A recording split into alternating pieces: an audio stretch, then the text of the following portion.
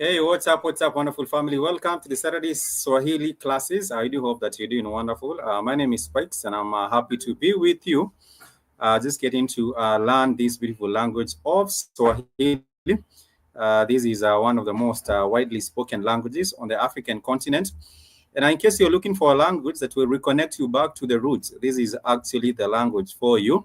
It's very, very easy for you to learn Swahili, but of course, you have to put in some effort. You have to commit yourself to learning the language. And first and foremost, before even committing yourself to learn the language, you have to, of course, have an interest and have an understanding or really have an appreciation for the language. You have to appreciate something first for you to have an interest in it. So I think if you are here already, it's because you have an interest and you have an appreciation for the language. And therefore, we shall be learning this beautiful language. In the course of the next maybe perhaps 2 or 3 months. Normally, when it comes to learning a new language, you cannot really set a time limit. You cannot say that in the next 1 month, I will have actually understood or learned the language. Maybe you can say, maybe perhaps 3 months or 4 months. Different learners have different paces.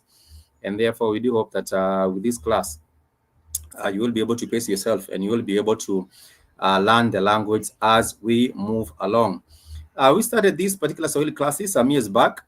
I believe that was in 2018, and then we a break, I think, in 2019, then continue in 2020. So normally we do have this period. So we do have the classes and then take a break sometime and then come back on sometime, depending on how things get to go. So how is the weekend coming along? I would love to know. Personally, is this another calm evening? Not yesterday, but the day before it rained. The same around 6 and 7, but otherwise every day is just fine in Nairobi.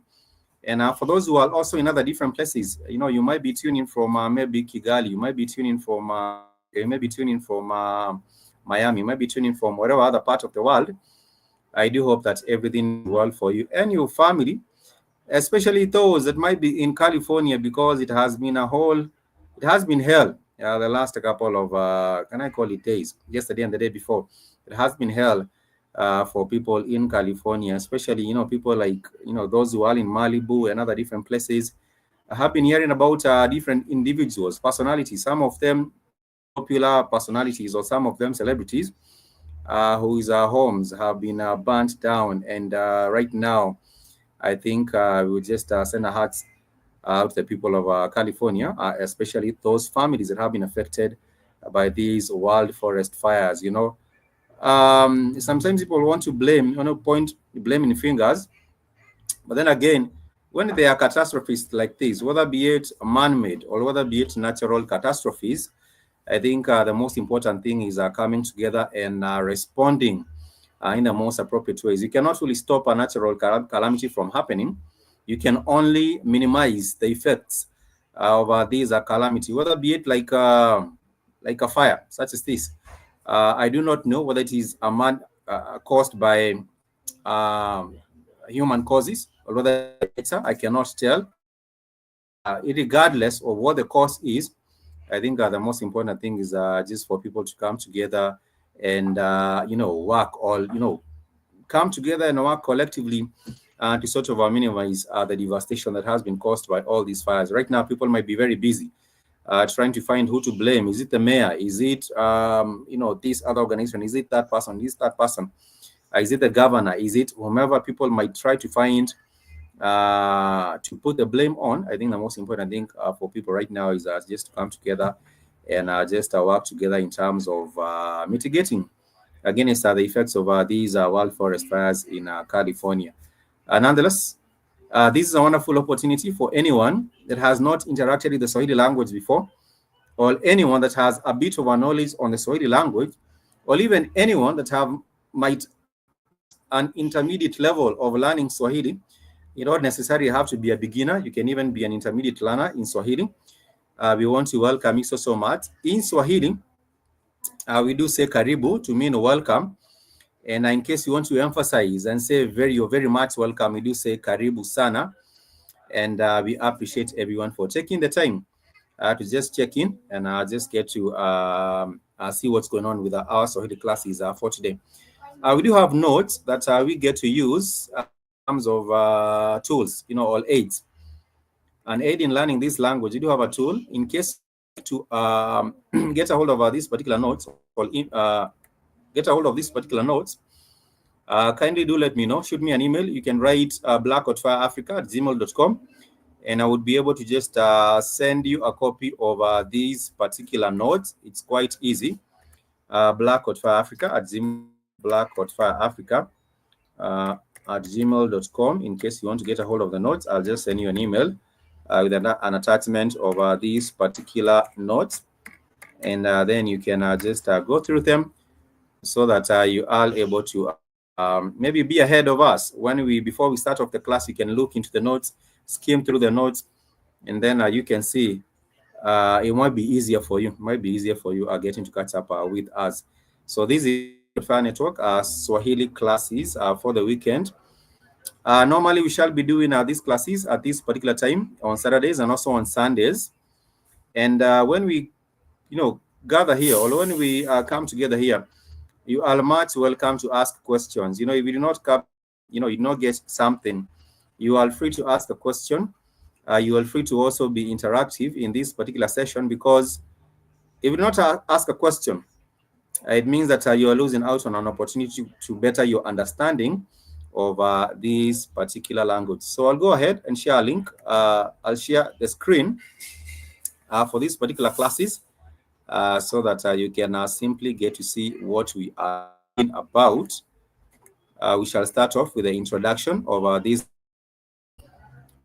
On the continent of Swahili is widely spoken by over 150 million speakers on the continent. I'm talking about countries such as Kenya.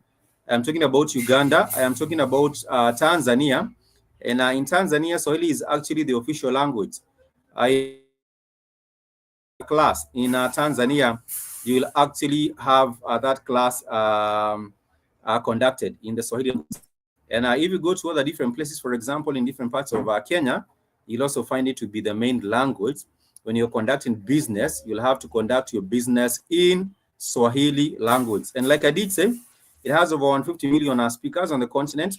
And I believe even off the continent, we do have also countries where you will find people appreciating and also using this beautiful language of Swahili. So for the introduction of it, I'll just this course or this particular session is just simplified crash course for new Swahili language beginners or new Swahili language learners that are keen on acquiring the language and understanding Swahili.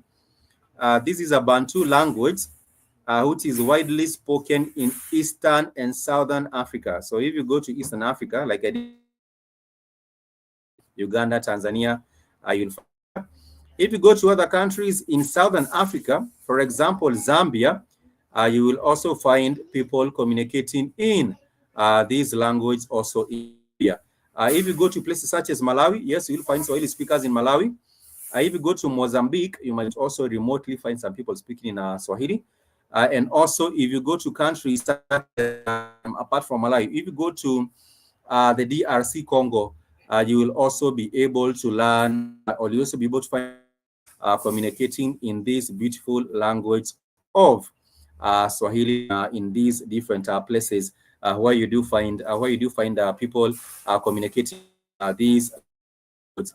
In the Congo, I was surprised to realize that in the DRC Congo, they do have different languages.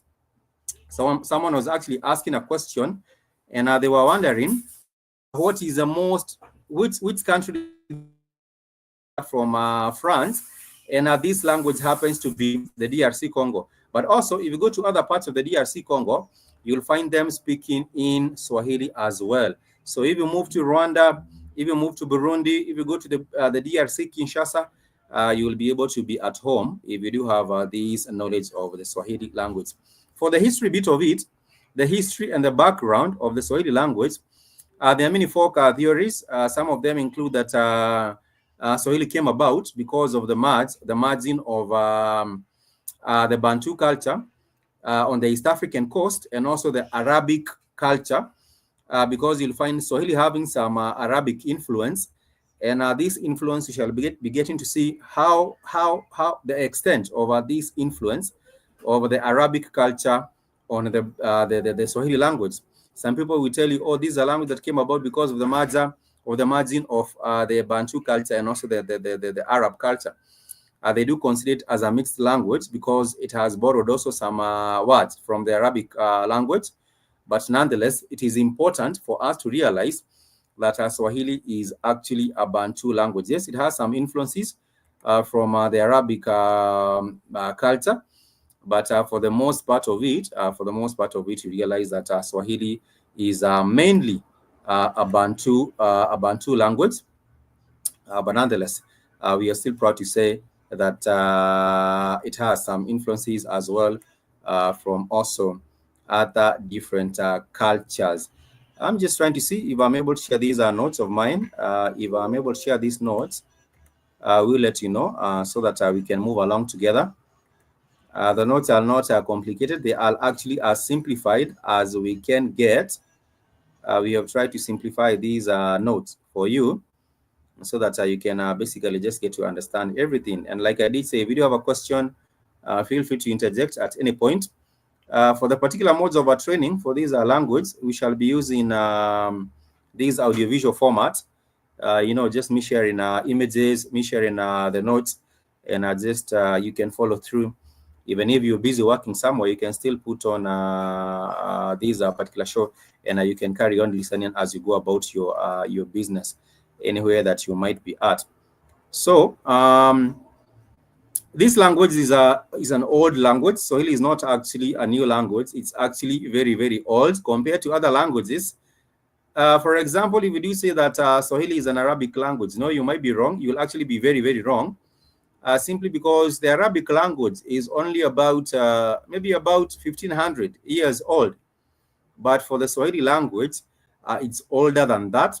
And therefore, that is why we consider it as being unique or separate from these influences that you might say that have come on a little bit later from the Arabic culture. So the objectives for this particular Swahili classes include the following. Number one, to help you as a learner understand, learn, and appreciate the Swahili language. Like I did say, it is very difficult for anyone to be able to understand something or learn something if you do not have an appreciation of the same. You first and foremost have to appreciate something or have an interest in something for you to be able now to learn it. If you have no interest, if you have no appreciation for the language, then you might be wasting your time here trying to learn the language. But nonetheless, the second objective is to engage the learner or you, the learner, in exploring different ways in which the language is developing. Because we do know, even from an anthropological perspective, if you on anthropology, you know that language is a very, very big component of a culture. And as the culture continues to evolve, so does the language. As the culture continues to evolve, you'll find that new words have been adopted into the language. You'll find that some of the words that were used have become archaic or extinct. And therefore, another objective for this particular class is to make sure that you are exploring the different ways in which the Swahili language is developing.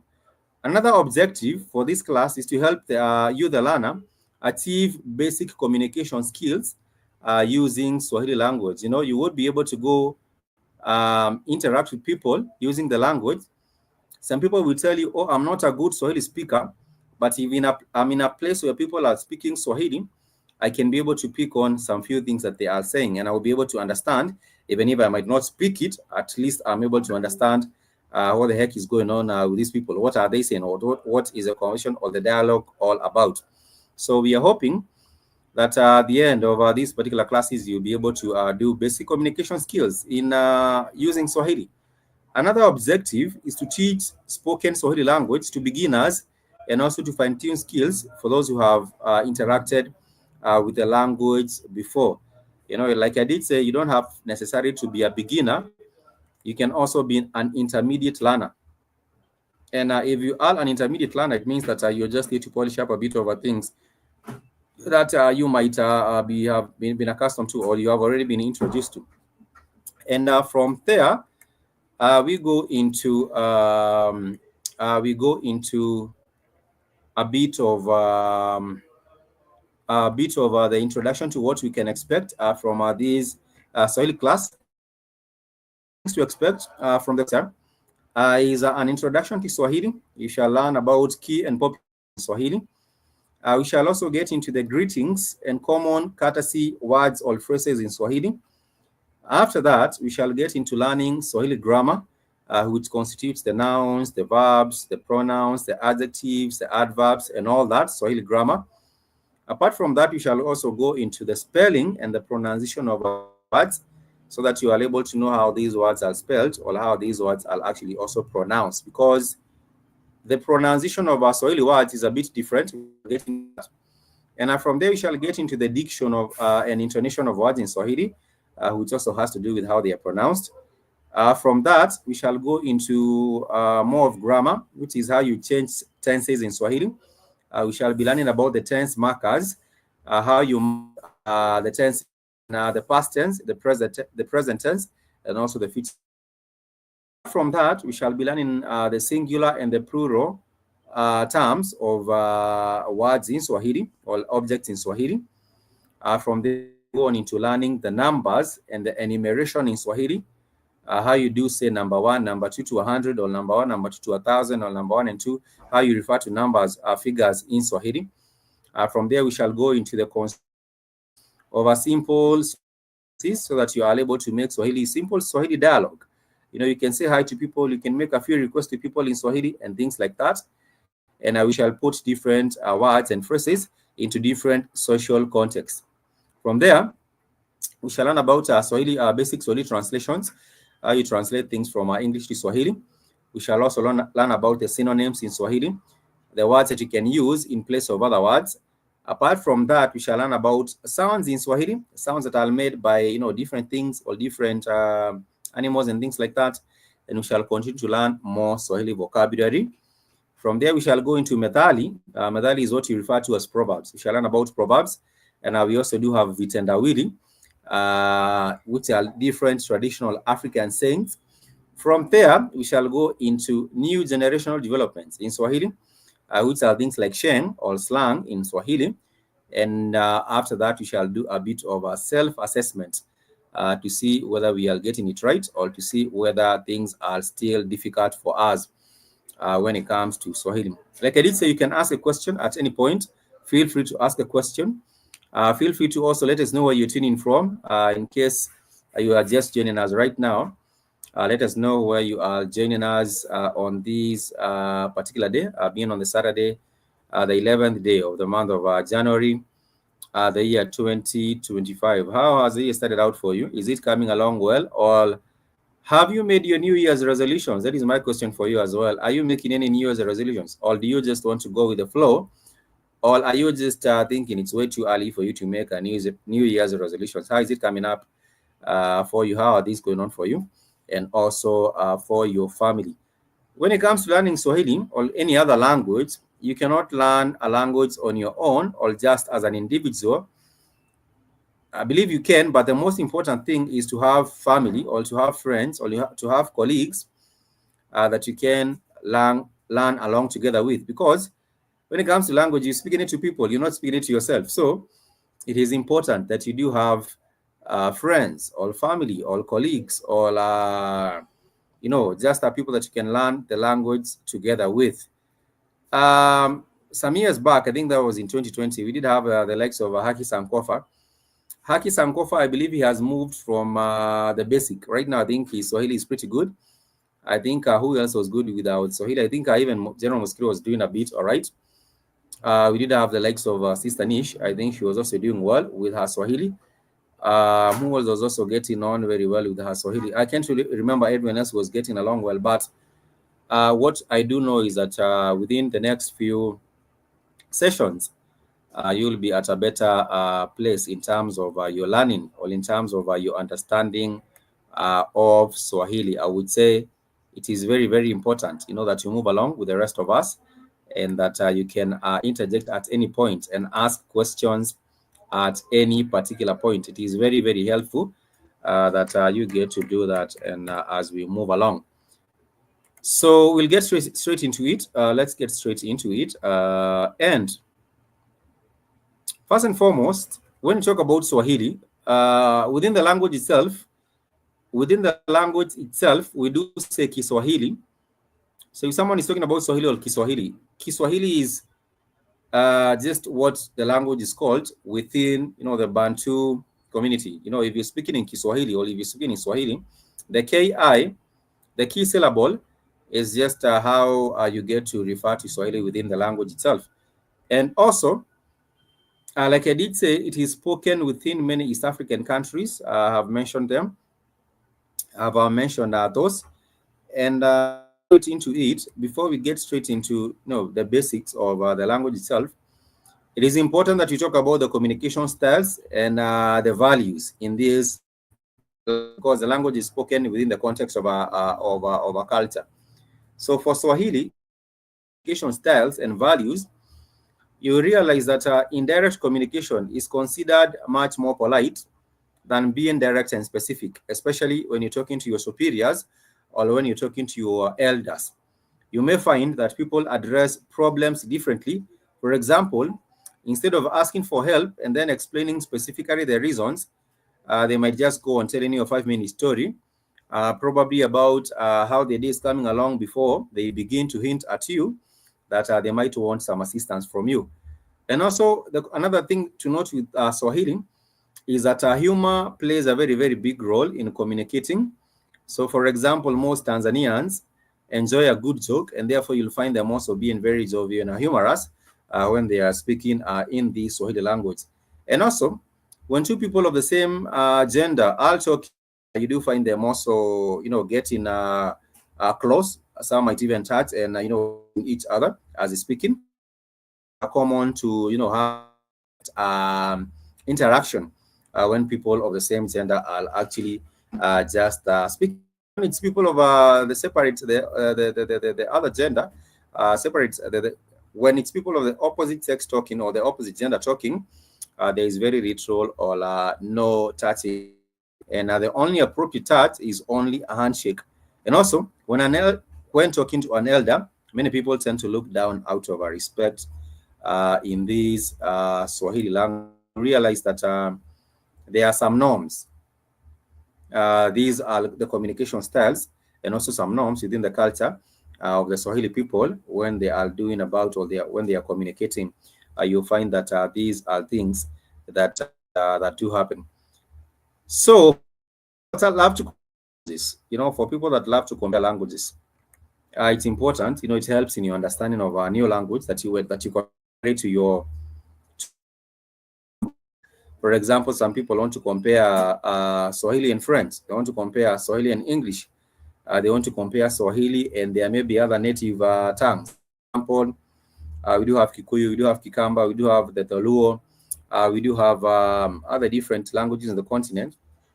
They want to compare their language and the Swahili language. It's important that you are able to do so. And for today, we shall be comparing Swahili and English. We shall do a bit of a comparison so that we can know also where we are in that comparison.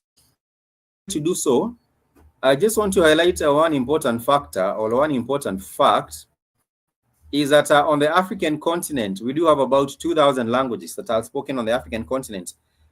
1,500, more than 1,500 languages. So there are about between 1,500 and 2,000 languages spoken on the African continent.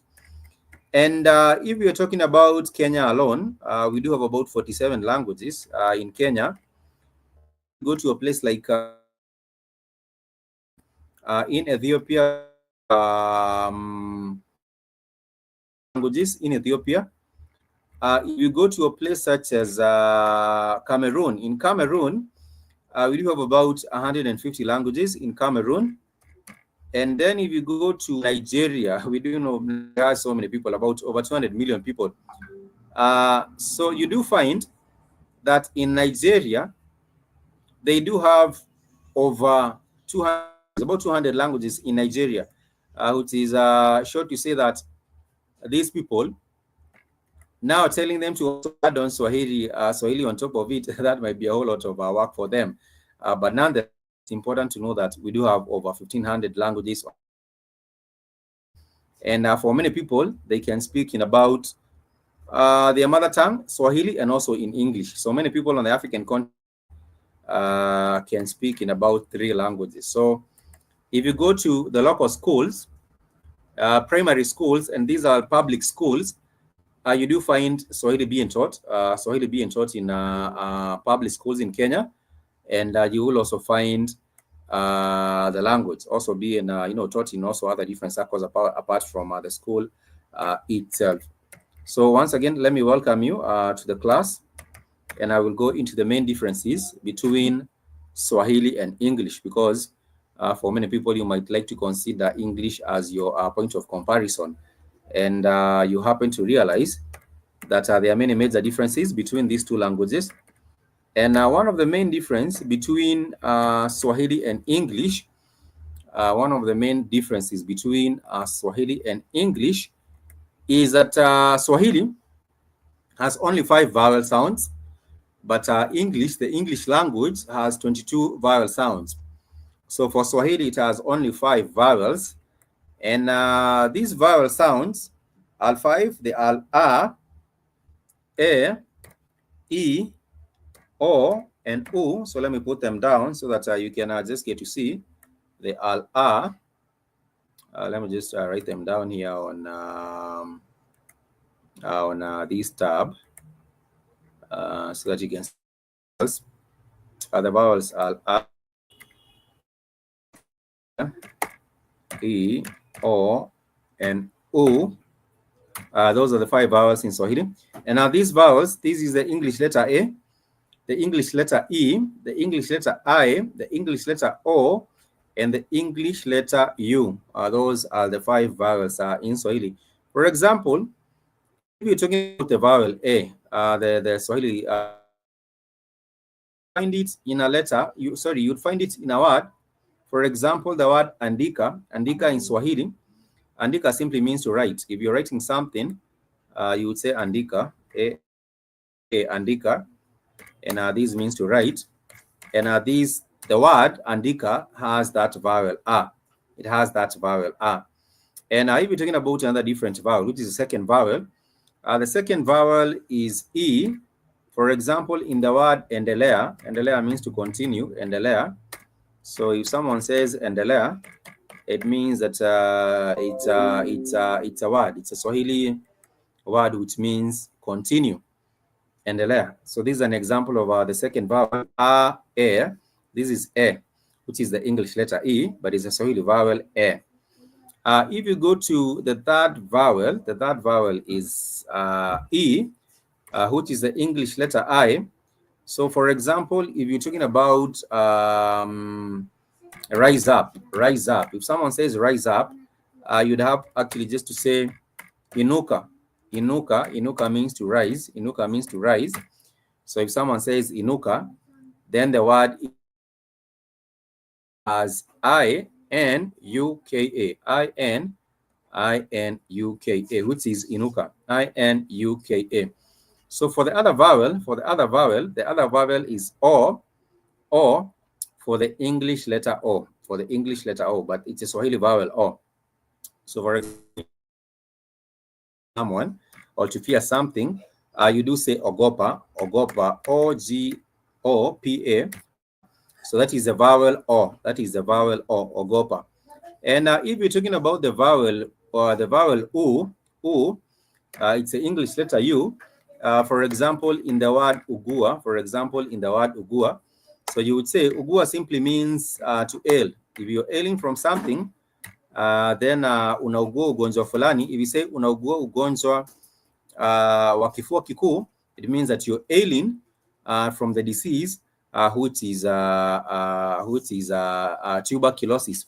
In Swahili, we call tuberculosis kifua kikuu, and therefore you'd say yule kijana ugua ugonjwa wa kifua kikuu. It means that they are ailing from that sickness or that disease, which is tuberculosis. And those are the 5 vowels in Swahili, in contrast to the 22 vowels in the English language. You know, apart from that, you also get to realize that there's another difference, and this other difference is that the English has 24 consonants. While Swahili has 28. So English has 24 consonants and Swahili has 28. Now these consonants in English, they constitute all the letters of the English alphabet, which is A, B, C, D, E, F, G, H, and all that. But for Swahili, we do have 28 consonants. Some people call 28 because we do have what we call the special class of consonants. And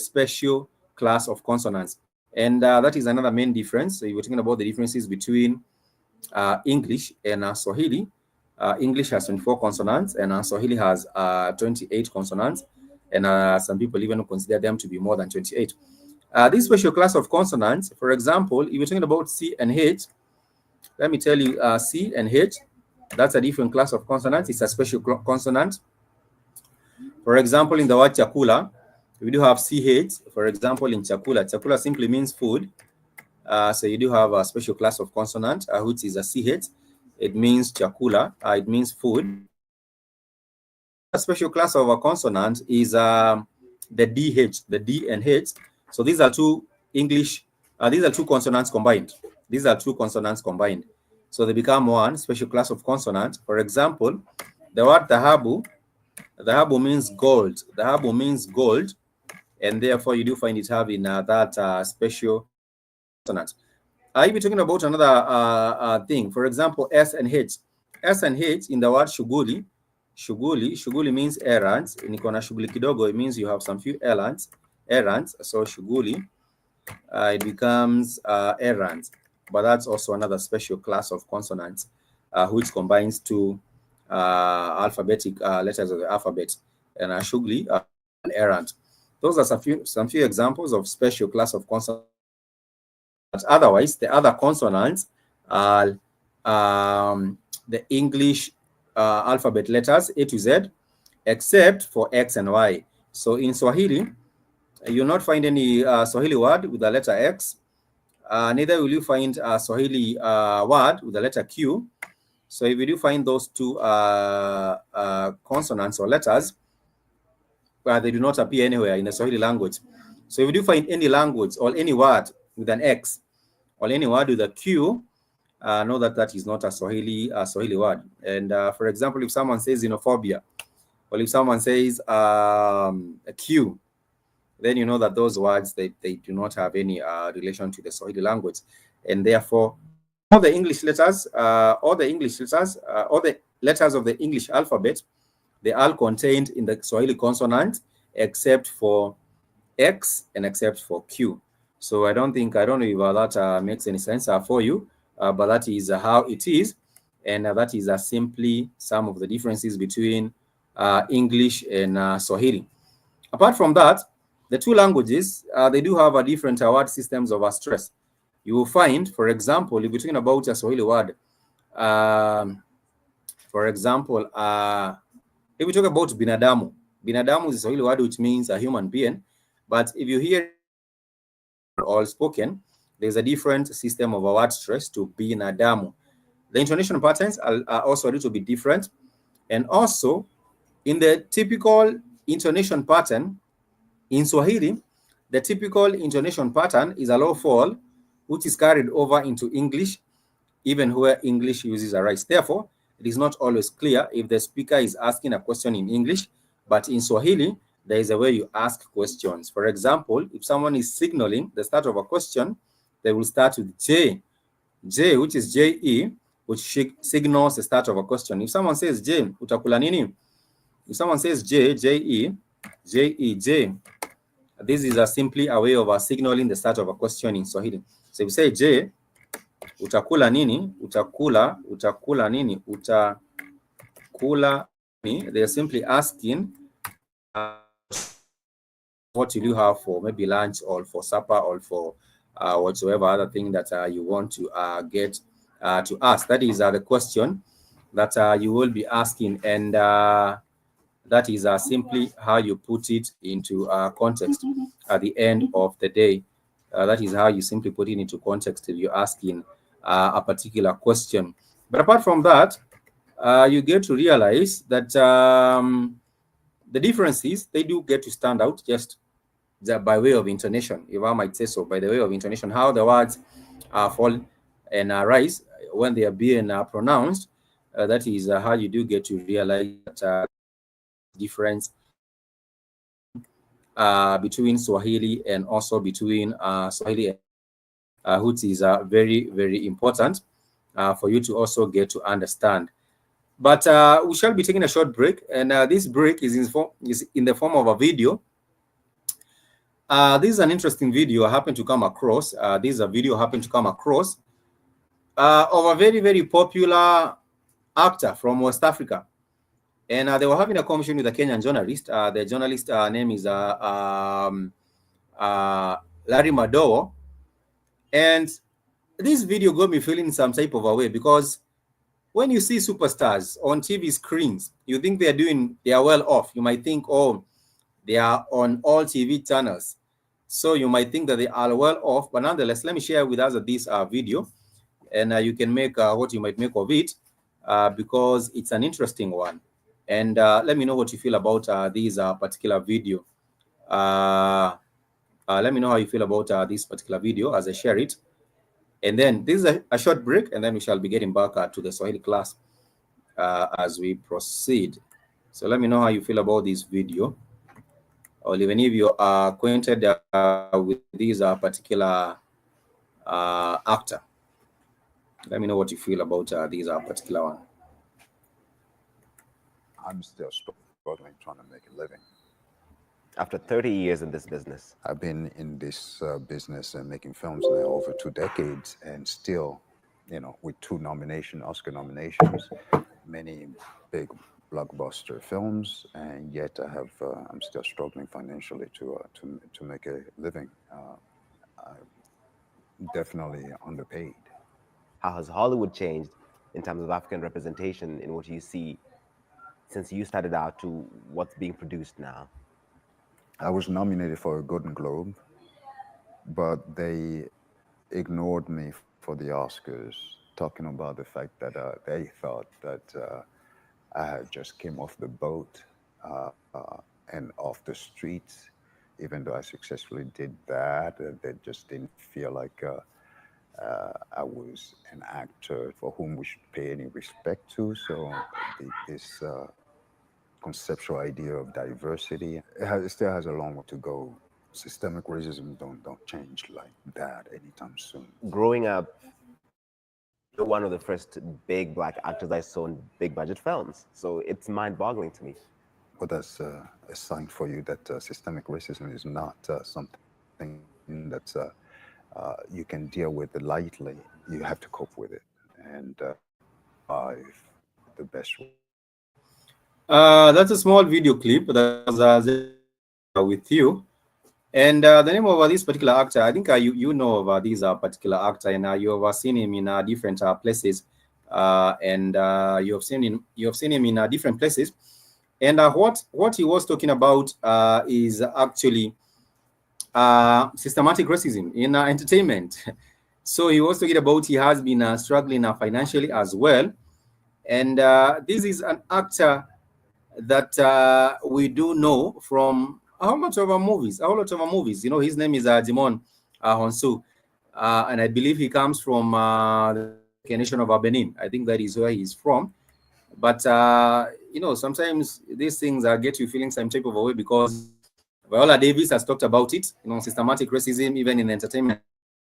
I believe the likes of maybe even Lupita Nyong'o and other people in the entertainment industry talked about it, but nothing is really changing. You know, from all those years, nothing really seems to be changing. But nonetheless, you can make what you make of that particular clip, but I do believe that we as a people can also, you know, try institute some changes because of what action that we might decide to take also from that. But nonetheless, let's go back to our learning of these Swahili class. And I want to go into the notes. I hope I will be able to share with you the notes so that you can also get to see and move along with us as we carry on. We are at the introduction, a bit of it. But at least for now, you know that in Swahili, we do have 5 vowels. And for any Swahili word that you will come across, you happen to realize that any Swahili word has a syllable with alternating vowel sounds. It has a syllable with alternating vowel sounds. For example, kitabu. Kitabu is a Swahili word which means book. Kitabu means a book. Kitabu. So it has a alternating vowel sounds in the sense that it's ki, ta, bu, and all these syllables vowel sound. For example, ki, it has the e, the ta has the a, and then the bu, it has that bu also at the end of it as well. So that is how you do find these particular words. You know, being, it has a syllable with an alternating vowel sound. It has a syllable with an alternating vowel sound. For example, with ki, ta, bu. That is how you do find all Swahili words. All Swahili words being as such. You know, it starts with a syllable, and then this syllable, it has a vowel sound. For example, e, ki, and then ta, which is a, and then the bu, which has the u on that particular word as well for kitabu, which is a perfect example. If you're talking about chakula, it's also the same, like for food. About maji, which is M-A-J-I, it has that ma and g component in it. So ma has the syllable a, vowel a, and then the syllable g has that e, the vowel e, on that particular word as well. So let me share with us these particular notes. I do hope that you are able to see my screen, and if you're not, please do let me know. If you can see my screen, share the screen. If you can see my screen, please do let me know. Share. So if you can see my screen here, we go all the way down to the introduction bit of it, which is what we start with. And I've talked about the main differences with Swahili and these are the language. With Swahili and English. But the introduction to Swahili language originated from the East African coast. Like I did say, it's a Bantu language. And this started as a trade language used between by both the Arabs and the coastal tribes of the East African coast. The language has incorporated elements of both the Bantu dialect and also some influences from the Arabic language, and it became the mother tongue of the Swahili people, who themselves rose from the intermarriage between the Arab and also the African cultures. The word Swahili itself came from the Arabic word for coast, which is Sahel, but the language became a pervasive influence and a rich lingua franca, becoming widely used throughout Kenya, Tanzania, and also in other parts such as Rwanda, Burundi, the DRC Congo, and also in Uganda. Today, the language is also used in different regions, also in Ethiopia, in Sudan, in the Congo, and also in Zambia, and is the most widely spoken African language. And because of this proliferation of the language, you do find that we also do have a special day for the special day of, which is marked by the, what do you call it, by um, uh, which is actually marked as a special day. I believe that is it March 1st, the International Day of Swahili? Let me just confirm it. Day of Swahili, International Day of Swahili. This happens to be on the 7th of July each year, which is to promote unity and also cultural diversity and language. This is the international International Swahili Day. Is also set apart, and also I believe by UNESCO as well. The UN celebrates International Day of Swahili Language on the 7th day of July each year. And because the language has become so widely accepted and widely embraced, and president of Tanzania, his name is John Magufuli. He was actually advocating for the use of Swahili language, even for the meetings between different African leaders. For example, with what we call the SADC. The SADC is the Southern African Development Corporation. He was actually advocating for the adoption of the Swahili language for use even as official language. These big trade bloc meetings. We do have the, which is a common market for East and Central Southern Africa. The Southern African Development Corporation. We also do have, for example, the ECOWAS, which is the regional bloc for West Africa.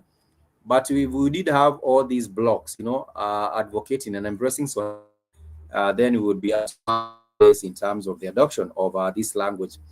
So Swahili is spoken by over 150 million speakers on the continent, and it's the most widely spoken language on the continent. And Swahili is a relatively simple language because it is highly phonetic and with a rigid grammar. The only difficulty in learning Swahili comes from extensive use of prefixes, suffixes, and also infixes, and a class system for also nouns as well. You do realize that the coastal Swahili remains to be much more pure. If you go to Dar es Salaam, or if you go to Mombasa, or if you go to Malindi, go to Kilifi, go to Lamu and other coastal towns in Eastern Africa, and also maybe you happen to realize that their Swahili it has not been what can I call it? It has not been infiltrated by all these other different like Sheng and slang. But if you come into other places such as Nairobi, you will find that the Swahili that is spoken in Nairobi, it's a bit different. It's a bit diluted, if I might call it. So it's a bit diluted. But if you go to the Swahili speaking regions of Dar es Salaam and even Lamu, or even Kilifi, Malindi, Diani, Ukunda, those are the different places. I would say that their Swahili is actually what I would call a pure. It's not diluted. But nonetheless, for the purposes of our classes here, we are not into the quest or the pursuit of that pure Swahili. What you want to have is a basic understanding and an appreciation of the language, that you can be able to do basic communication with the language itself here. If you want to advance in the language, then there are more tools right now on the internet. You can do tutorials. You can join a class like this. You can find their apps. Right now, you can find an app. For example, the Duolingo app. If you do find the Duolingo app, you would also be able to do some direct Swahili translations from English, and they would also be very, very, very helpful in terms of you being able to learn Swahili a bit much more faster. And like I did say, please find friends, find colleagues, find family that you can learn Swahili with. It's not easy for you to learn Swahili language also on yourself just like that. So let's go back to the notes. Like I did say, if you want to get a copy of the notes, you can find them, and I'm willing to share with them with you. And okay, so let's get straight into it. We talk about the vowels. I did say that you do have 5 vowels in Swahili: the a, e, o, u. And I want to share with us some few examples. I would like to share with us some few examples of the vowels, in words. And these vowels, we shall start with the vowel a, and the vowel a, the pronunciation is pronounced just like you'd have a pronounced in the word fa. So you'd have it, this is the English letter A, but it's pronounced, or the pronunciation in Swahili is a. For example, in the word andika. So if you do say andika, it simply means to write. It means to write. If you're talking about the second vowel E, the second vowel E, the second vowel is E. And how you do say it is, for example, in the word endelea. For example, in the word endelea. Endelea simply means continue. Endelea simply means continue. Continue is something. And you might also say, you might also give other different examples. You might also share with us other different examples. For example, enea. If you do say enea simply means to spread. If we do say, for example, like we did have with maybe a pandemic, a pandemic spreading to different areas, you might say that ugonjwa umeenea hadi eneo fulani. You might say enea. Enea means just a given to spread. But if you say eneo simply means a region. Eneo means a region. So these are perfect examples that you can use for the second vowel e. Let me just put it down. The second vowel e, which is enea. The second vowel e, which is enea, for the vowel e, which is the vowel e, which is the English letter E. So enea simply means spread. Enea simply means spread. For eneo, if you're talking about a region, eneo simply means a region. But these are just examples of the Swahili vowel e. The Swahili vowel e, which is the English letter E. So we do have you do have another vowel, the a, e. Let me share these with us. The a, e. So for E is the English letter I. It's an English letter I.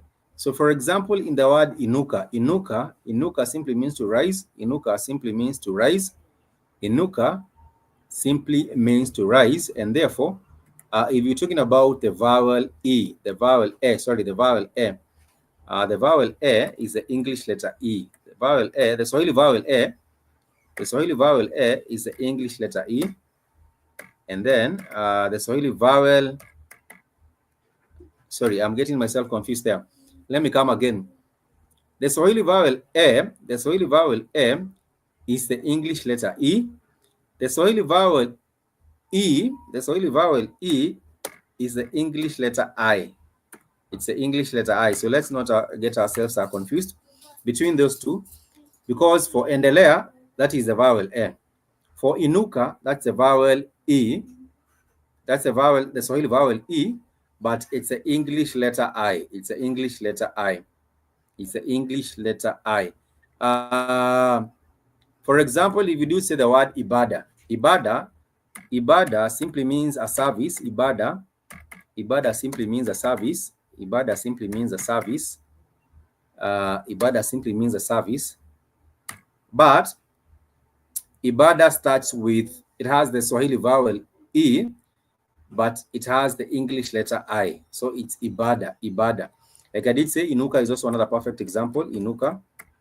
So you would say inuka is to rise, ibada is a service. Inuka, rise up, it's inuka. For example, another different example is ingia. Ingia means enter. Ingia means enter. Ingia means enter. So it has that vowel E. It has the Swahili vowel E, but the spelling of it, it uses the English letter I. It uses the English letter I. So do not get yourself confused with these two vowels, the E and the E. They are two different vowels, and they constitute the 5 vowels in Swahili, which is the A, E, O, U. A, E, O, U. Those are the 5 vowels when you are actually speaking in Swahili. And this vowel O is the English letter O. Is the English letter O. The English letter O. The English letter O is the Swahili vowel O. For example, in the word ogopa, ogopa means to fear, which means to fear. So therefore, you would say ogopa bunduki. For example, if you say you do fear gun, if you do say you want to say that you do fear gun, you would say nina ogopa bunduki, nina ogopa bunduki. Ogopa bunduki, bunduki is a gun, bunduki is a gun. So you would actually just say fear, maybe perhaps fear weapons or fear gun. Let me just put it as it is. Fear guns. Fear of guns. You say naogopa bunduki. Naogopa bunduki. So those are the 5 vowels: A, E, O, and U. For U, let me just share with us some examples for the Swahili vowel U. The Swahili vowel U. The Swahili vowel U. The Swahili vowel U. You can say the word ugua, like I did say ugua. Ugua is to L, from to L is equals to L. If you're talking about the disease or the sickness, the disease or sickness itself, you would actually say ugonjwa. Ugonjwa is the sickness or disease, which is disease. Disease is ugonjwa, and that is a good example of the Swahili vowel U. The Swahili vowel U, which is the English letter U. It's the English letter U. For example, if you're talking about the letter U, how you use the letter U in English, you might say uterus. Uterus, for an English word with the letter starts with the letter U, but for Swahili, that is the vowel U. So it's say ugonjwa. Ugonjwa, you say ugonjwa. That is simply how you would put it together. It's not difficult. It's not rather difficult. It's very, very easy. And we shall take a short break. But when we come back, we shall be continuing with the lesson. We shall be continuing with the lesson when we come back. Notes as well, so that you can see these vowels on here. We shall take a short break, and then we shall coming back.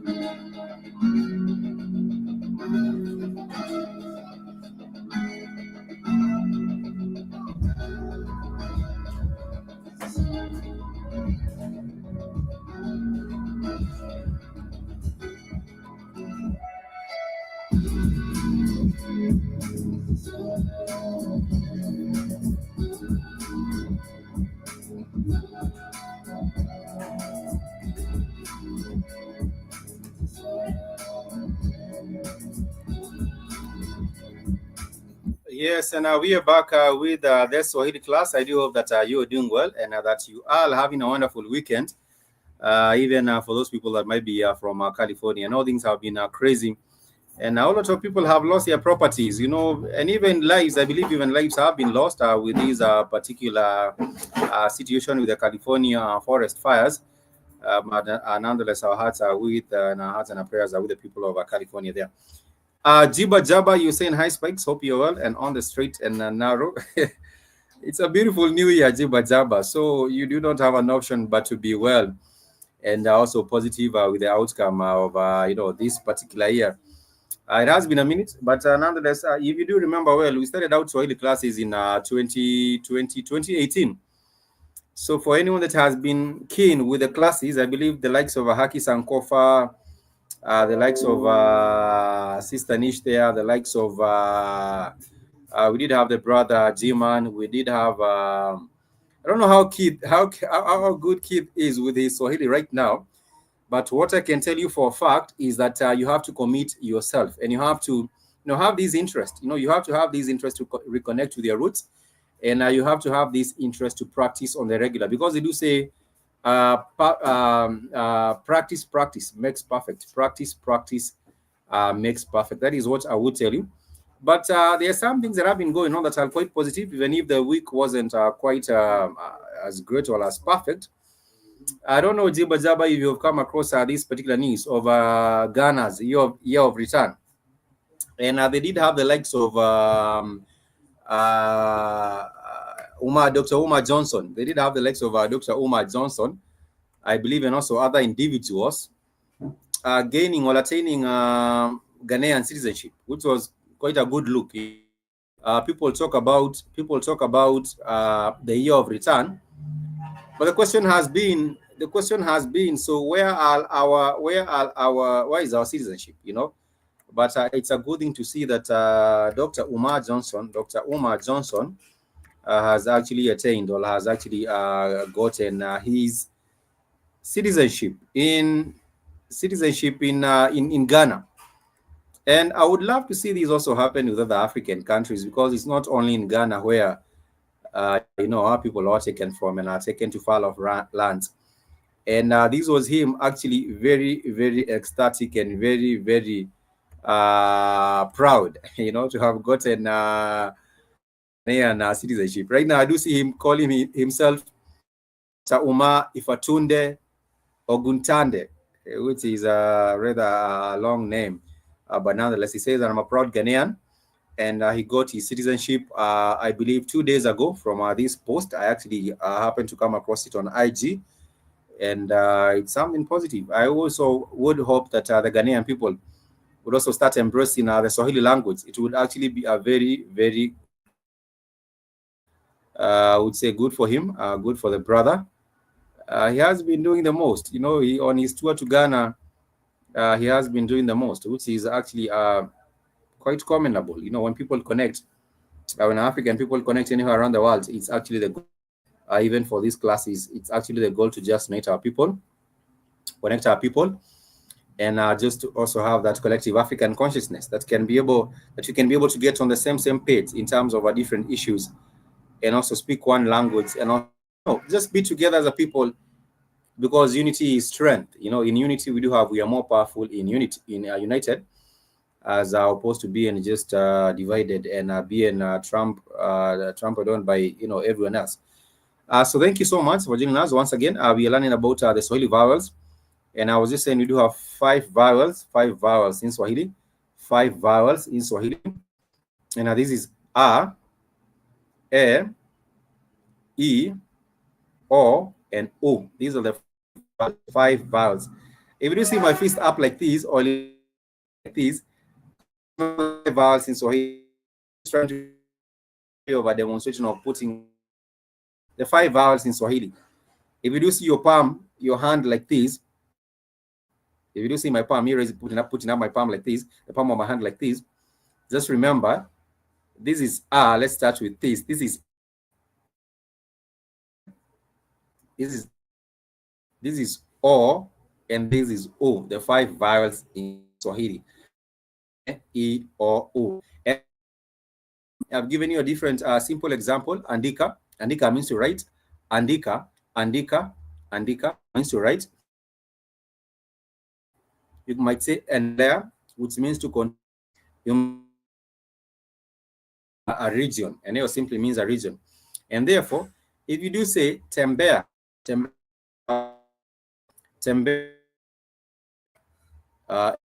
eneo mpya, that would be visit a new region. So this is tembea, eneo mpya, tembea eneo mpya. That simply means visit a new region. And the key word here is eneo. If you're talking about eneo simply means to spread. And you might ask, why am I repeating? Because repetition is a way to teach. If I was not able to repeat once and again and have it sink, then it might take you a while. But if I repeat, then you will be able to just grab it real quick, and that will be something.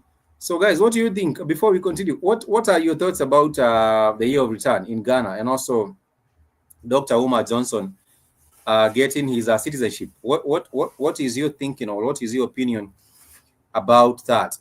And something else I would love to have an opinion about, your opinion about, is the interview with that Joe Rogan had. The interview Joe Rogan had with Mel Gibson.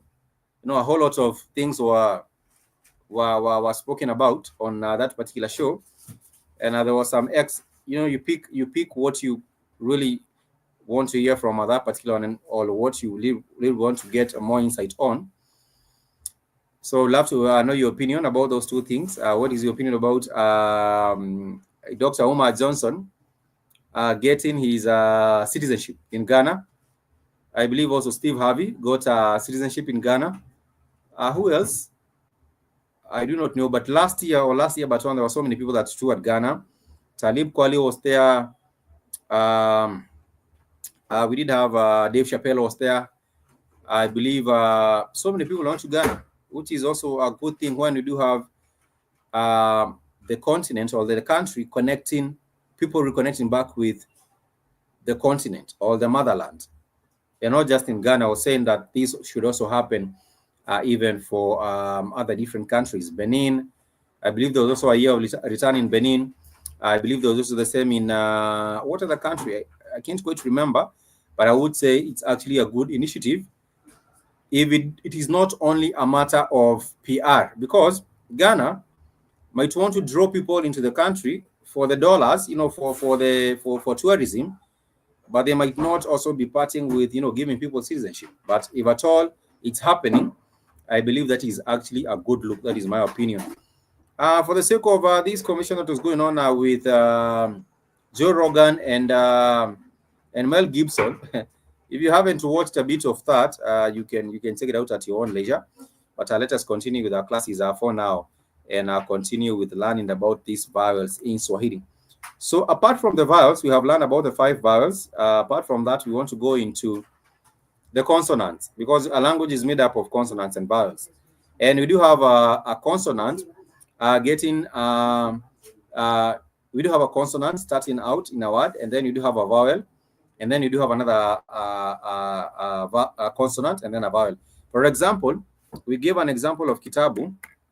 Kitabu is simply a book, and this is constituting 3 things: ki, ta, and book. So in this kitabu, in this word kitabu, which means a book, in this word which means a book, we do have the key. So the K of course is a consonant there, and the E is the vowel, and the T, we do have the consonant again there, and then the vowel ta, and then another consonant there, and then we do have the vowel U. So we do have 3 vowels, which is the E, the A, and U, to make the word kitabu, which means a book. So for example, if you're talking about the difference between Swahili and English, you realize, for example, in the word kak, for example, kak, how do you write these? Kak Franklin. For Kak Franklin, the way you pronounce the word calc, it's different from the key. You would say kilk, but you don't say kilk. But this is a Kak Franklin. In English, you would say the a ki would actually be pronounced as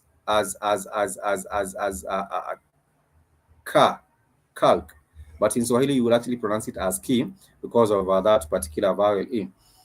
Ziba Jaba, thank you so much for taking the time to check in on us.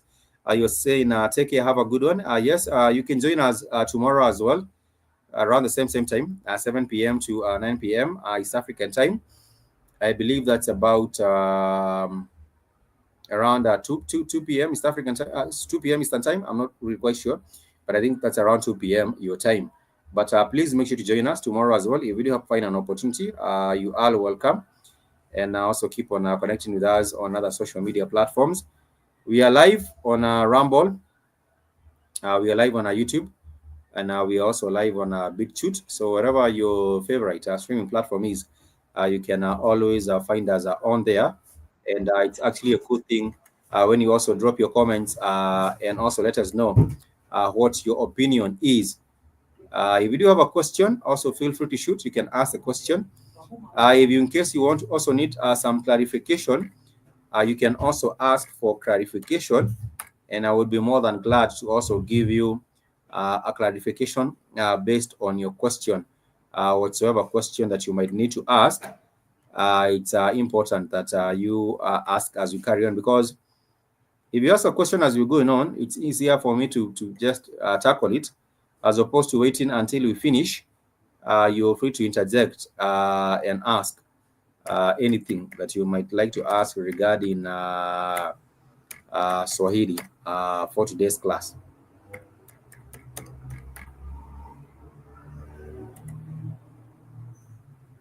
I was just trying to share a link on there.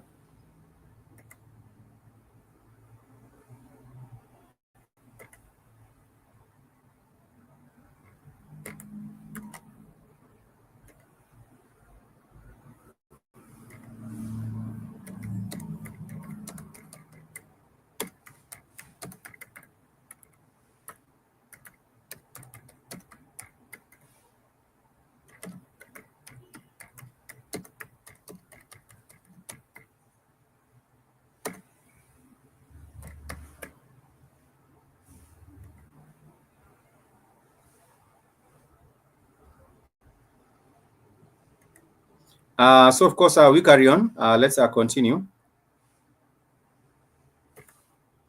So I've shared with us a few examples, and the last example I want to share with us is of the last vowel, U, and I did say you can say ugonjwa,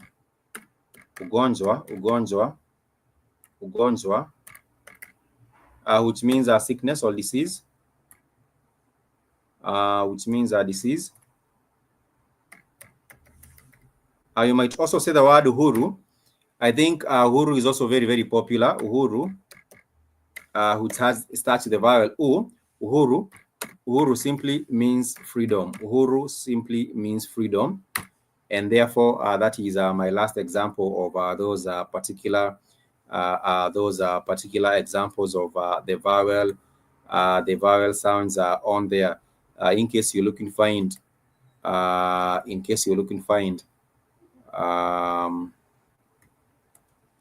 some examples for that. That is uhuru for you.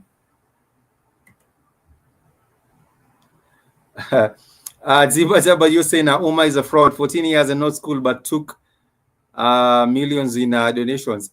That is the what do you call it? The FMDG school. Is it the FMDG school? I don't know what he calls it. But I'm happy if he has found his Ghanaian citizenship, then I'm happy for him anyway. So let's continue with our class, and I want to go into more over these our notes here. Like I did say, if you would like to have a copy of the notes, please let me know so that I can also share them with you, and you will be able to just access them just easily and move along with us as we get to learn in these Swahili class. So let's go back. Here are the notes, and we do have a keywords in Swahili, which is where we ought to go to right now. The keywords in Swahili. Some words in Swahili have simple pronunciation with 2 or 3 vowels and often easy to remember. It is therefore wise for beginners to practically start with these. For example, most Swahili names used in the common family unit. And for the family unit, these words only have 2 or 3 vowels. For example, we're talking about mama, your mom or your mother, you do say mama, which is for mom or for mother. So if you wanted to say hello to a mom, your mom or another, it doesn't have to be a biological mom, it might be someone else you respect as a mother. You might also say habari mama, which is hello mom, habari mama. Or you might say hujambo mama, which is hello mom. For father, the way you pronounce or the way you say father in Swahili is baba. So you might say habari yako baba, which is hello father. Or you might say hujambo baba, which is baba. For mother, it's mama. That is for mom, it's mama. For father, it's baba. So baba is for father. MAMA is for mother. MAMA.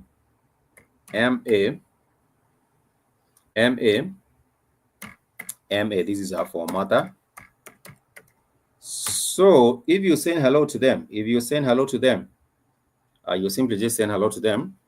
You would just say hujambo. Hujambo is hello. Hujambo mama, which is hello mother or mom. You might just put it like that. So you might say hujambo mama, or you might say habari yako mama. Habari yako is how are you? Habari yako mama is how are you mom? How are you mom or mother? So that is simply how you just say hello to your mom. You say habari yako mama. It will be how are you mom or how are you mother. So if you say hello to your father, you say habari yako baba. Habari yako baba. You will say habari yako baba, which is how are you father? How are you father? Or simply you can just say or simply you can just say hujambo baba, hujambo baba. You might say hujambo baba, which is hello father, hello father. And for the people that are all about the pure coastal Swahili in Mombasa, in Dar es Salaam, in Lamu, you may say shikamo. Shikamo is how you say hello to an elderly person. Shikamo. I say shikamo mama, which is also hello mother to an elderly woman. And the way they respond is marahaba. This is an elderly person that you're saying hello to, and you want you to do it in a respectful way. You might say shikamo mama, and they will respond and say marahaba mwanangu, marahaba mwanangu. Mwanangu simply means my child. Mwanangu, it means my child. This is how they respond. They will say marahaba mwanangu, and you know that they are well. They respond, say marahaba mwanangu. So when it comes to also how the context of the culture, you do find mostly it's the elderly people that say hello to the younger people, and that is how they get to do it. And it's quite interesting. It's not difficult. If you say hujambo, anyone would understand it to be hello. But if you also say jambo, it can also be fine just like that. If you say jambo kaka, for brother, it's K-A-K-A, which is for brother. So like I did say, for mother, it's mama. For baba, it's father. For brother, it's kaka. Kaka, it might be your biological brother, or it might be just be someone that you refer to as a brother. It doesn't have to be your biological brother. But if you respect someone, or if you want to refer to someone as a brother, you might say hujambo kaka, and that is a hello brother. Hello brother for hujambo kaka. For a sister, it's also very simple. For a sister, it's just dada, D-A-D-A. For a sister, it's just dada.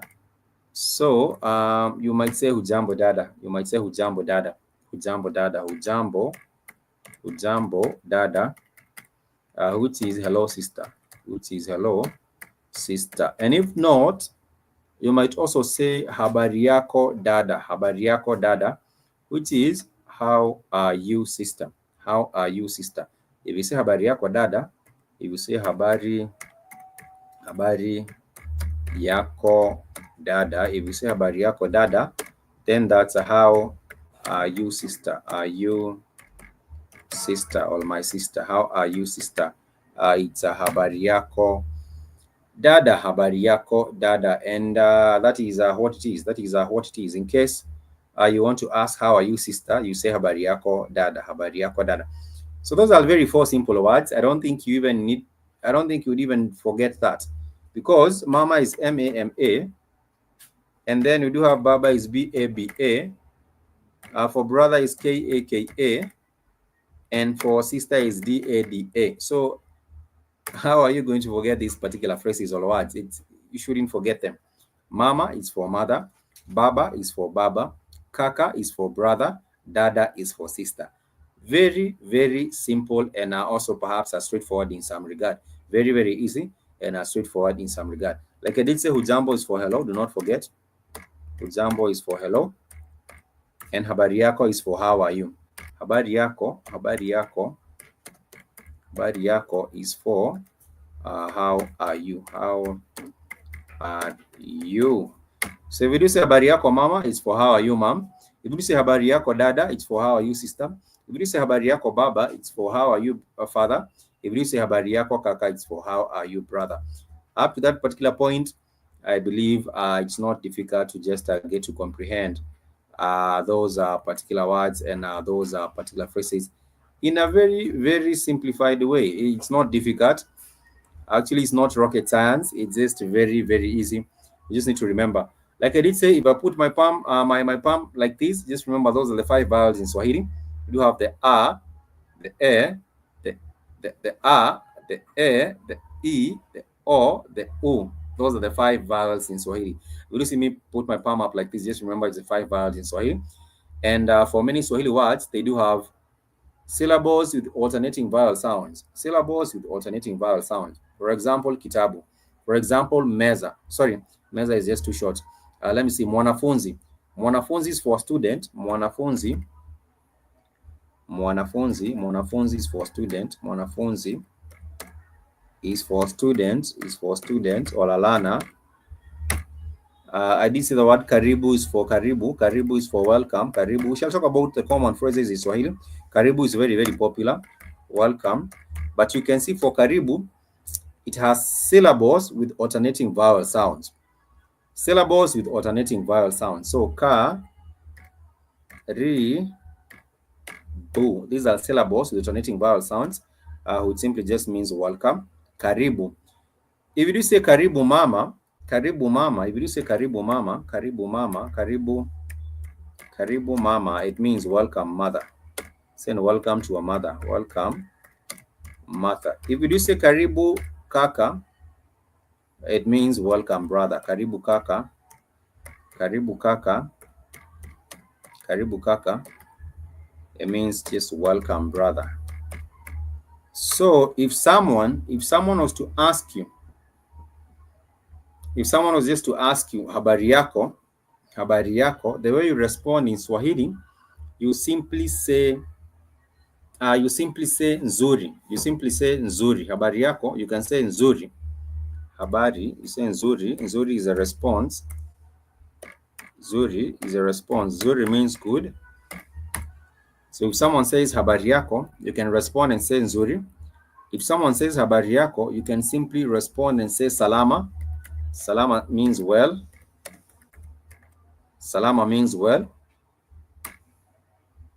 And if someone asks habari yako, you can also say mzuri. You can also say njema. Njema means okay. Njema means okay. So there are many ways in which you can respond to someone asking you how are you. You can respond and say nzuri, which is okay. You can respond and say salama, which is well. You can respond and say nzuri, which is good. So if someone says habari yako kaka, or they stretch out their hand to you and say habari yako kaka, and you also want to just say hello back to them, you can say nzuri kaka. You can say nzuri or salama. Or if it's a lady who put out their hand and they also say habari yako, they can also respond and say nzuri dada or salama sana dada, salama sana. For Swahili, the way you emphasize something as a lot or very is the word sana. Very. So someone says very welcome. If someone says very welcome, if someone said very welcome, you say karibu sana, karibu sana, karibu sana. So you might say habari yako kaka, they say salama. And then if you want to welcome them in, for example, they were knocking at your door and you open the door, it's your brother and you want to welcome them in, you say karibu sana, which is very welcome. Karibu sana, which is very welcome. Very welcome. So if you wanted to tell someone come, you might say njoo, N-J-O-O, which is come. And you want to tell them how are you? They say nzuri, or they say salama, or they say njema. You wanted to welcome them into your house, you would say njoo, that is come. You might say come inside. So you say njoo ndani, which is come inside. You're welcome, karibu sana, njoo ndani. So which is a welcome inside. Welcome inside, which is a welcome inside. So mama for mom, baba for father, kaka for brother, dada for sister.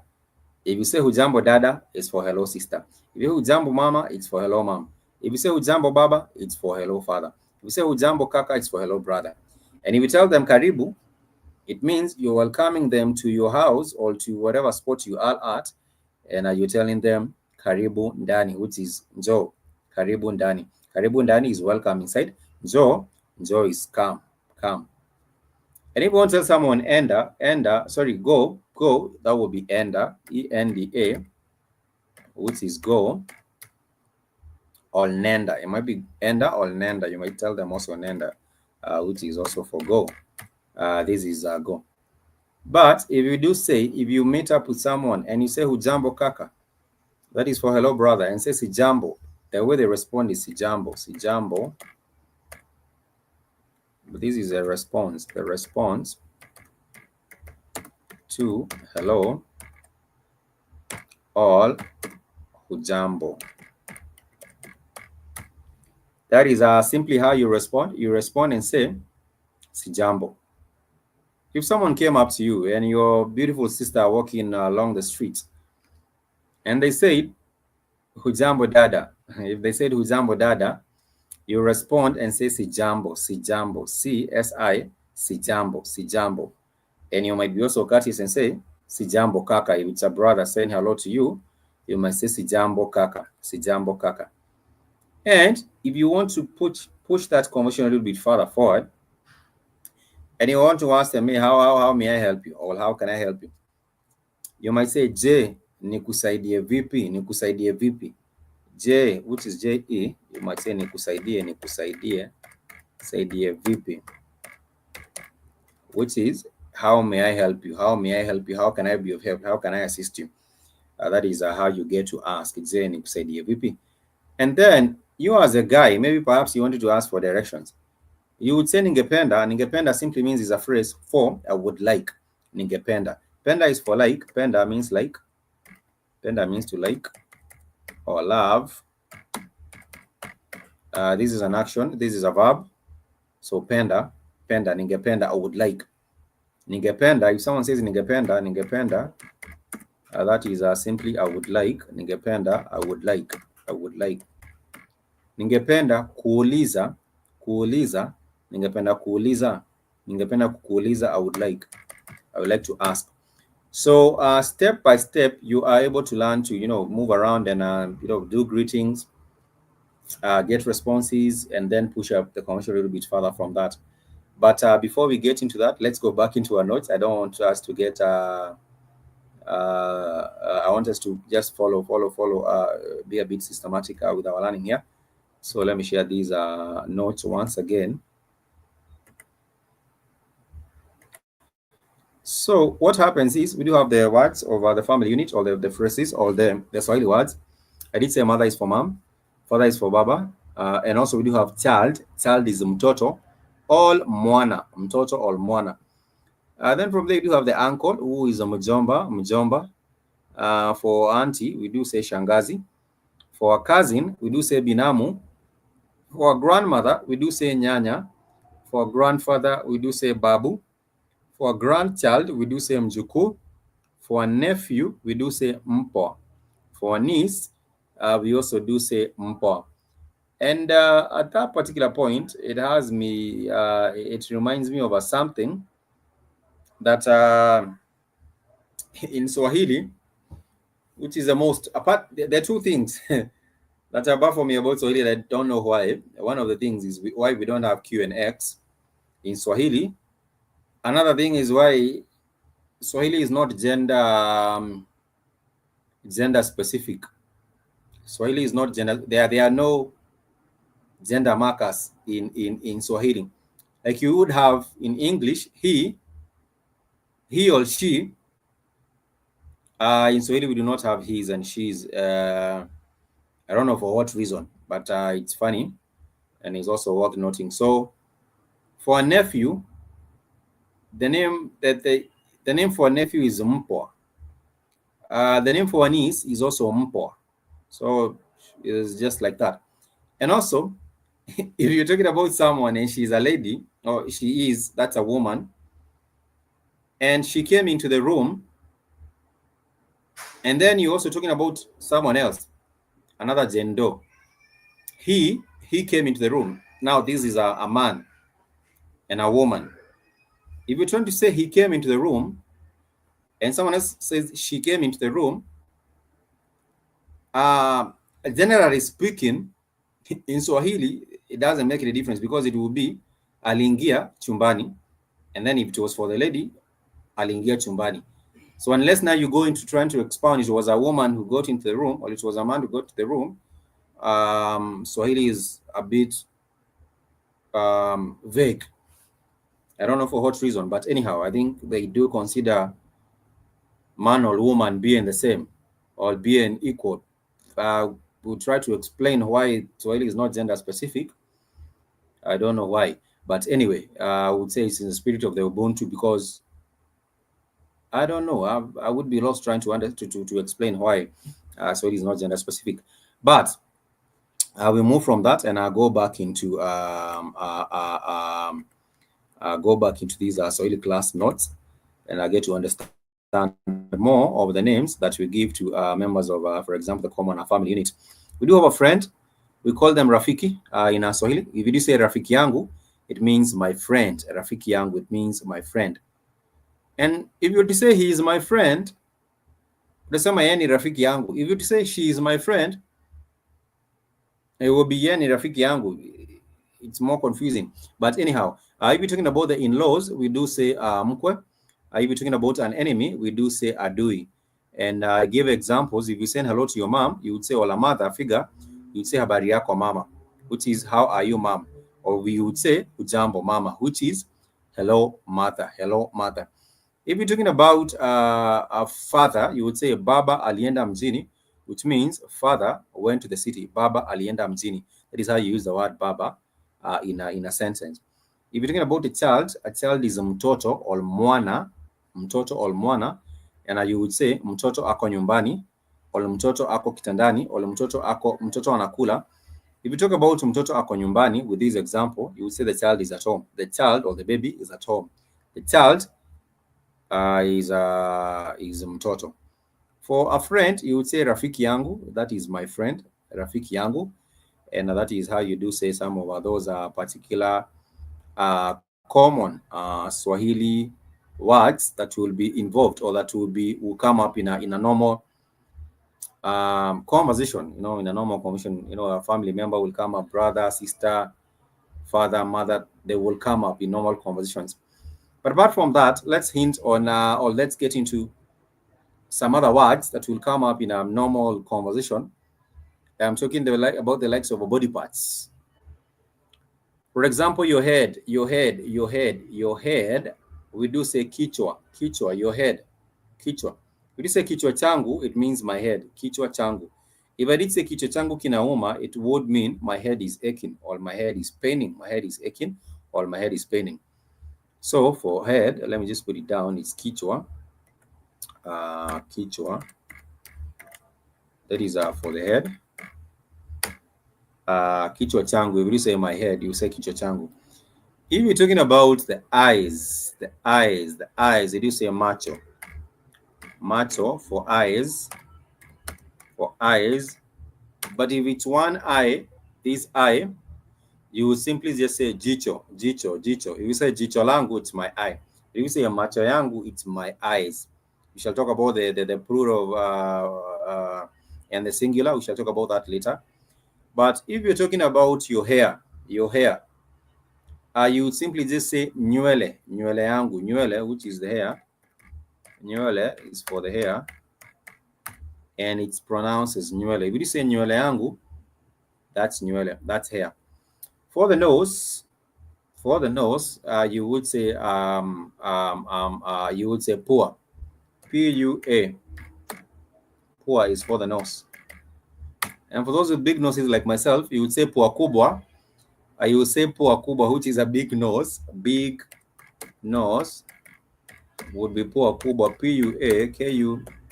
Pua kubwa to mean a big nose. Pua kubwa would mean a big nose. If you're talking about your mouth,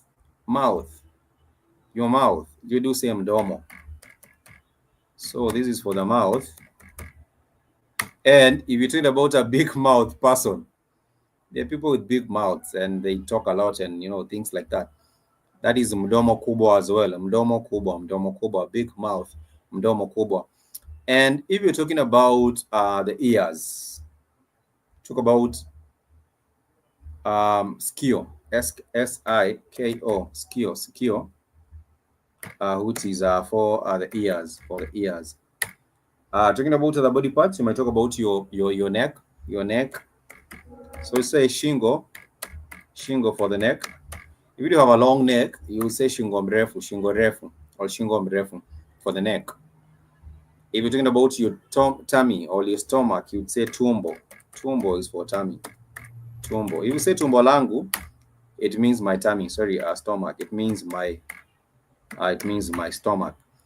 And if you say tumbo langu linauma or linaumwa na tumbo, it means that your tummy is aching, or if you have a problem, niko na tatizo la tumbo, which is I do have a problem with my tummy, and that is how you just put it across, and it's not difficult.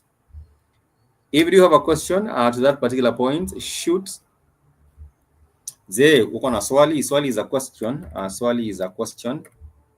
Swali is a question. And I would give you an answer which is jibu. An answer which is jibu. So if you do ask a question, I would ask you uliza. Uliza is ask. Uliza is the verb which is ask. So if I do say uliza swali, it simply means ask a question. Uliza swali, it means ask a question.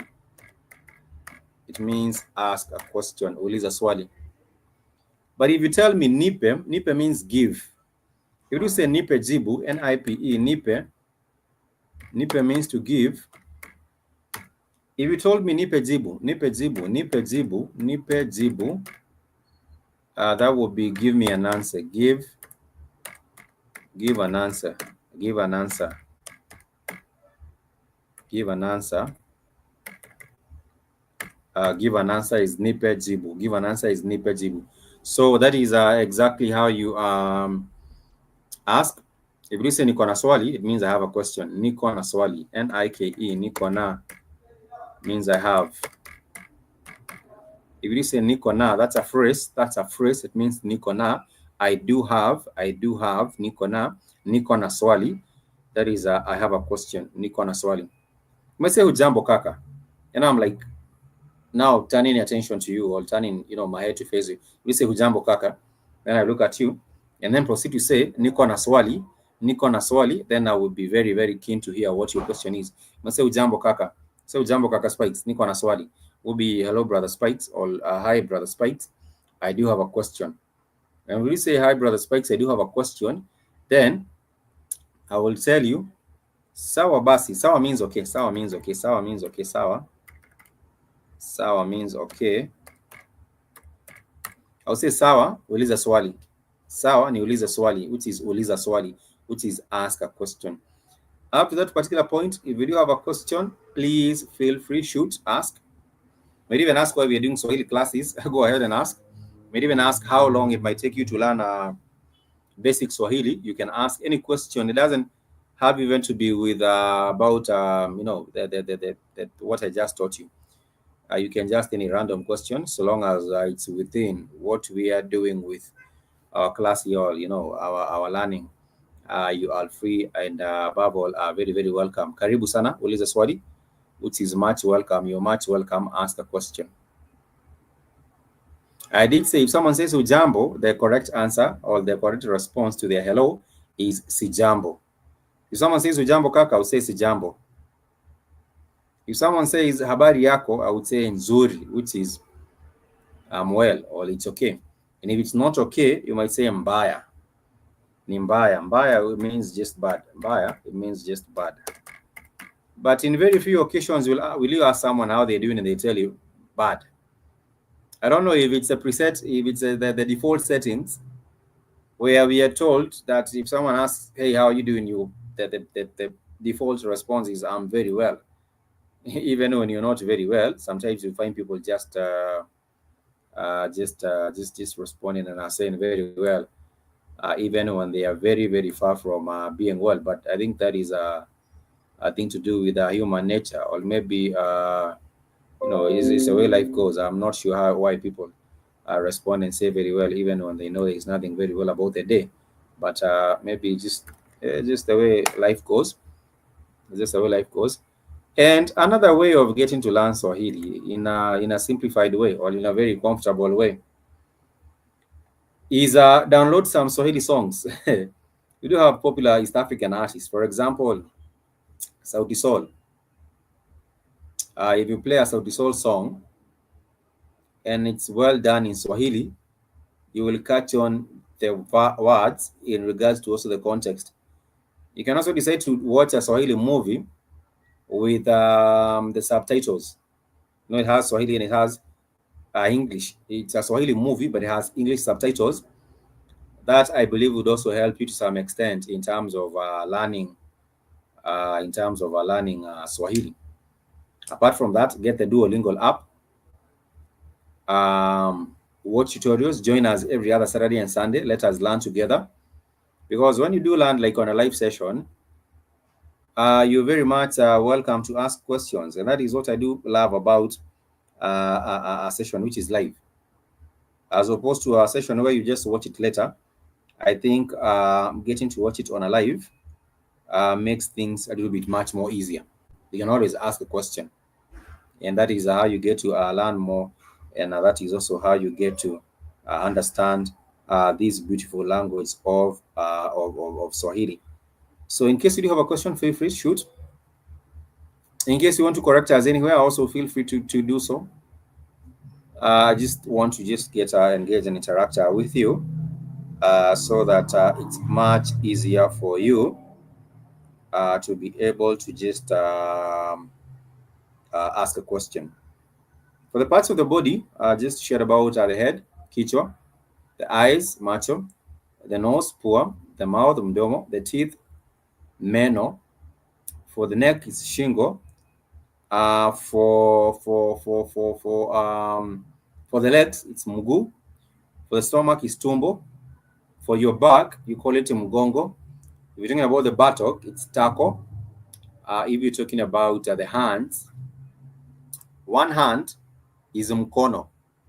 Two hands is a mikono. It's mikono. But if you're talking about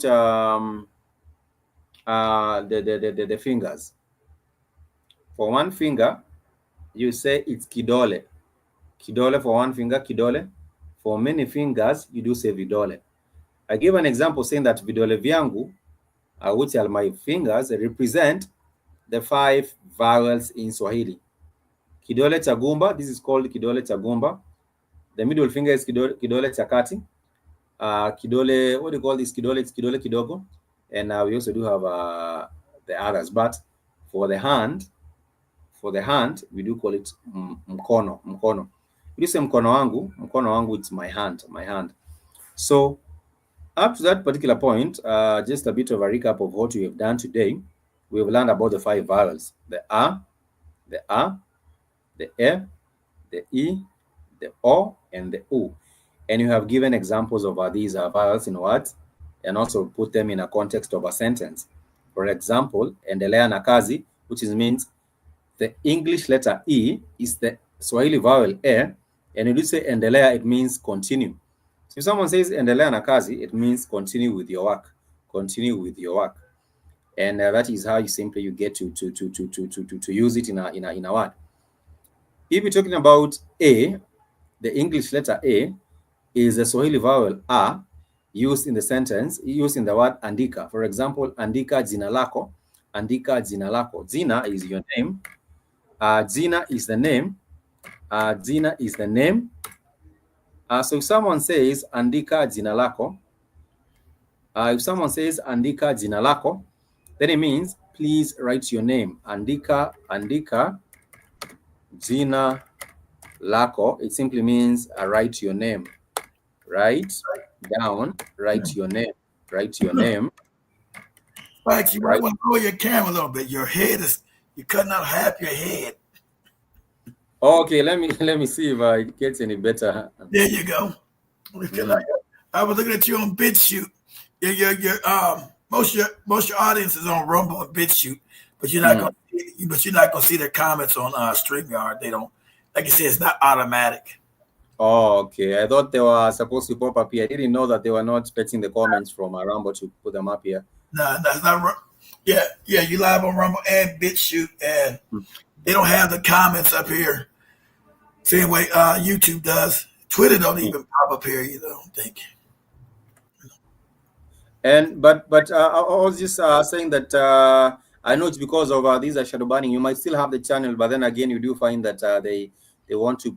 No one gets a notifications first and foremost. You know, someone might ask, "What time did you go live?" I didn't get any notification because they have just a shadow ban on it. No one gets the notification. Even if you to put on your notifications on YouTube, sometimes you'll not get it, or most of the time you'll not get those notifications. Yeah, I'm over on bitch looking at you, talking about type in the chat room, lower your camera. I say, hey, you can't see that. Let me check and see if I can see also the family on Digital, also on Rambo. See if I'm able to see any of the comments. I was talking a little bit earlier on my break. I took a break and I was telling people about Dr. Uma. He got his Ghanaian citizenship. And someone was saying, Dr. Umar Johnson this week. He got his Ghanaian. Umar Johnson, yeah. He got. Ziba Jaba was saying that he has taken millions of donations. 4 years later, there is no school that he has set up. That was Ziba Jaba. Was Jim on Rumble? No, I think he was on YouTube because I could see his comments. I think he left us earlier.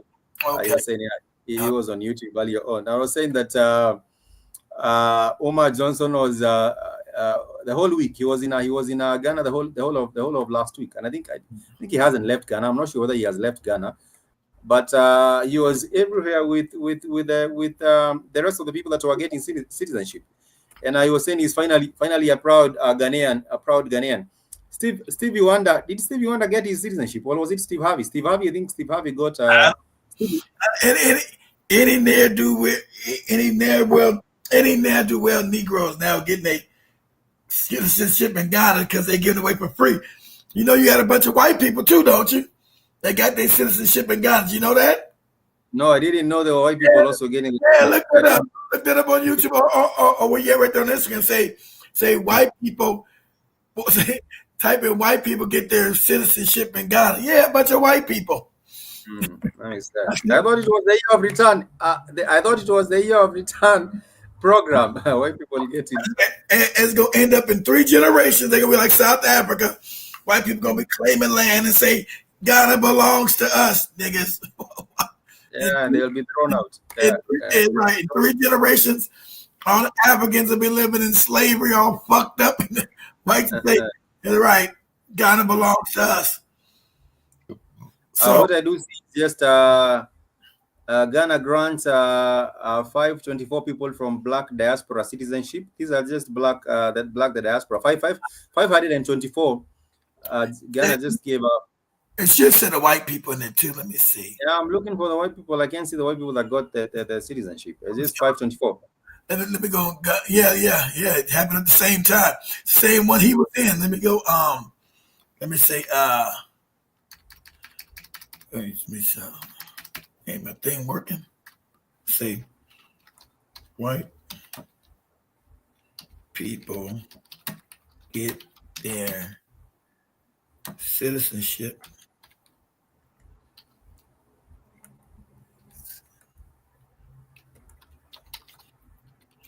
in Ghana.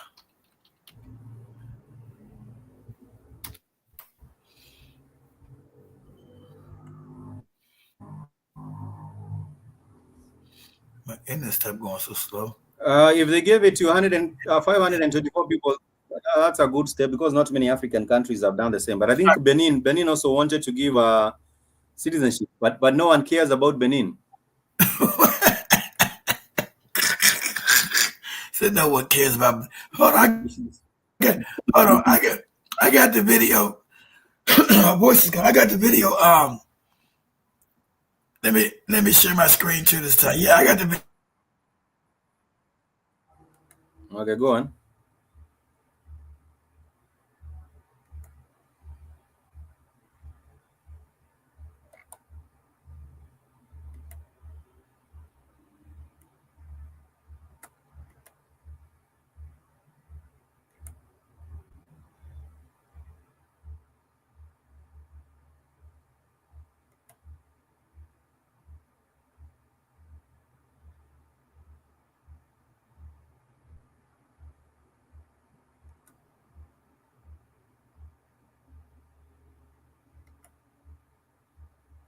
I can't see your screen. You haven't shared your screen.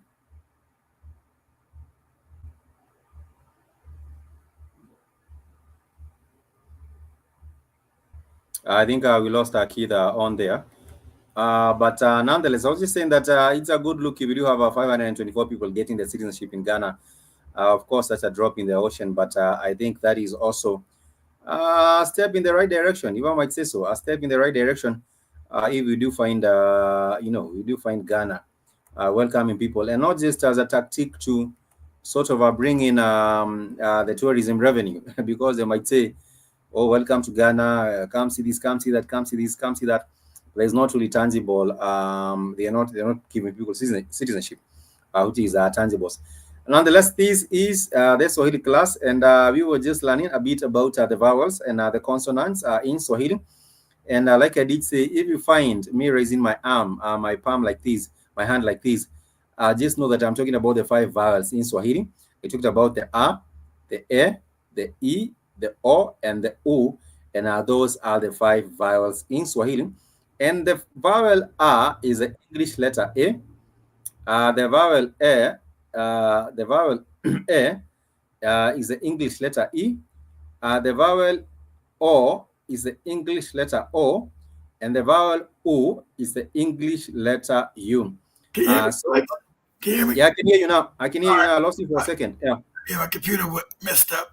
Give me a second. So 500 people, 500 black people. That was a month ago. But 4 days ago, Yeah. they did this right here. So let me share my screen. So 4 days ago, they take it back to Africa. Look at all these white people getting Ghanaian citizenship. Over 300 white people gained Ghanaian citizenship. So let's see this. They tell you to go back to Africa. Why the fuck they keep coming? Yeah, that is a good question. Yeah. So my voice is bad from yesterday's show. So let's see this real quick. And Ghanaians response like all your response is inappropriate. They don't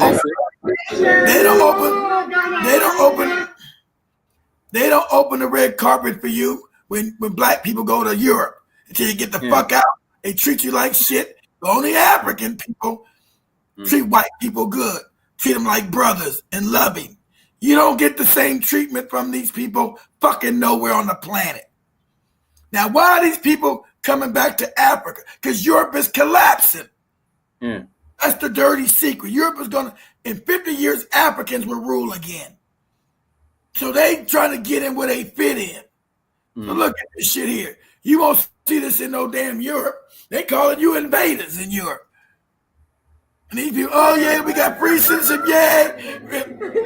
And look, in three generations, our people going to say, hey, Ghana belongs to us now, niggas. Don't belong to you. It's getting rich. So essentially, I think what is going on is for anyone who can afford it, it's like they are selling it. Now it has become a matter of selling it because you're not going to get it for free. Only they are getting it for free. I think now it's a matter of who can afford, because I think these are what people might have bought or use their money. They might have, but and they always got a reason, Spikes, why they come back and they know Africa's the future. Forget all the racist white people, the racist morons. They know Africa's the future, and they want to have title to the land, Spikes. That is exactly. Yeah, within even less than 3 generations, they will be claiming this is where we are from, like they do in South Africa. They claim the Khoisans met them there. The Khoisans met us here. Yeah. This is our original land. They be doing the same term. But nobody here. The Africans were never here, like the moronic South Africans who supposedly white people get saying, oh, they getting killed. If they were getting killed, they would have been left. You ain't never been to South Africa, so shut your mouth.